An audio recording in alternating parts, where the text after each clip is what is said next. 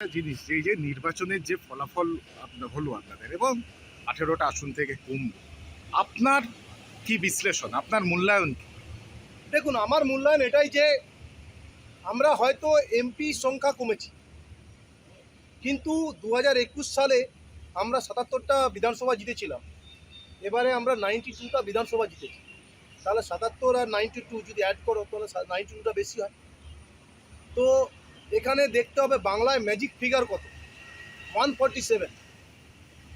147-এর মধ্যে 92 জেতা, তার মধ্যে কংগ্রেস আছে 11টা, সিপিএম আছে একটা, 12টা বাদ দিয়ে দিন, ঠিক আছে। এবং 147 ম্যাজিক ফিগার হলে তার মধ্যে 35টা থেকে 37টা সিট আমরা 1200 থেকে 1500 ভোট মাইনাস আছে, সেই সিটে আমরা নজর দেব। সেখান থেকে আমরা 25টা থেকে 30টা সিট যদি বের করতে পারি তাহলেই এই সরকার কেল্লা হচ্ছে। প্রার্থী চয়নের ক্ষেত্রে কোথাও সমস্যা হয়েছিল বলে আপনি মনে করেন? আমি এ বিষয়ে কোনো কথা বলবো না। প্রার্থী চয়ন সেন্ট্রালের ভোট, সেন্ট্রাল করেছে এবং আমাদের উপরের নেতৃত্বরা সবাই করেছে, সেখানে আমি বলতে পারবো না। আমাকে যেটুকু দায়িত্ব দিয়েছিল তমলুক লোকসভা, আমরা 7টা বিধানসভা জিতিয়েছি এবং অভিজিৎ গাঙ্গুলিকে।